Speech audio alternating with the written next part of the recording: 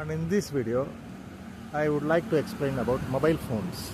Please don't encourage your children by giving them a mobile phone in their hand, because nowadays I can see without a mobile phone the kids not eating food. Even they not eat a food, that's okay, but you please don't encourage. Please do not give mobile phones, because it will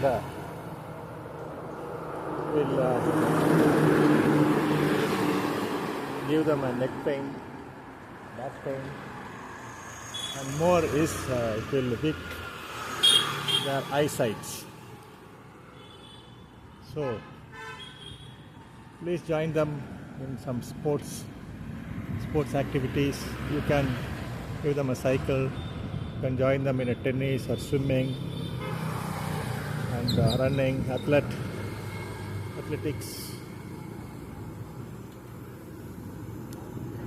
long jump, high jump, gymnastics, any game, chess, so that their mind can be diverted from mobile phone to the sports activities.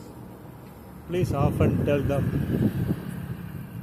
watching mobile phones regularly is not good for their health. So it will set in their mind. அதாவதுங்க, இந்த காணொலி மூலிமா ஒரு முக்கியமான ஒரு தகவலும் கொடுக்க விரும்புகிறேன். So why I am telling, as I am a yoga master, so that is why I am also giving this message. அதாவதுங்க, நான் ஒரு யோகா ஆசிரியரும் கூட. அதனால் உங்களுடைய பிள்ளைகளுக்கெல்லாம், உங்களுக்கு பெற்றோர்களுக்கு ஒரு முக்கியமான தகவல், அதாவது பிள்ளைங்களுக்கு கையில் மொபைல் ஃபோன் கொடுக்காதீங்க. குழந்தைங்க எல்லார் வீட்லேயும் நான் பார்க்குறேன், மொபைல் ஃபோன் இல்லைன்னா சாப்பிட மாட்டுதுங்க. அவங்க சாப்பிட்றனாலும் பரவாயில்ல, பசிச்சா தானாக சாப்பிடுவாங்க, பசி எடுத்தா. நீங்கள் மொபைல் ஃபோனை கையில் கொடுக்காதீங்க. ஏன்னா அது கழுத்தில் இருக்க நரம்புங்களெல்லாம் வீக் ஆக்குது. அவங்களுக்கெல்லாம் பேக் பெயின் வந்துடும், ஸ்ட்ரெஸ்ஸு ரொம்ப ஜாஸ்தியாகிடும். Also they will be in depression and stress.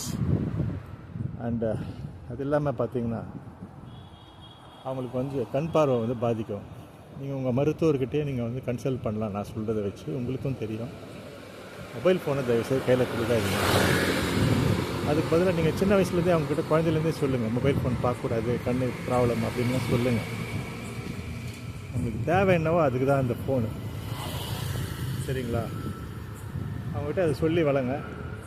அது இல்லாமல் அவங்கள ஏதாவது ஒரு விளையாட்டில் எடுத்துகிட்டு போய் கிளப்பில் எங்கேயா சேர்த்து விட்டுடுங்க.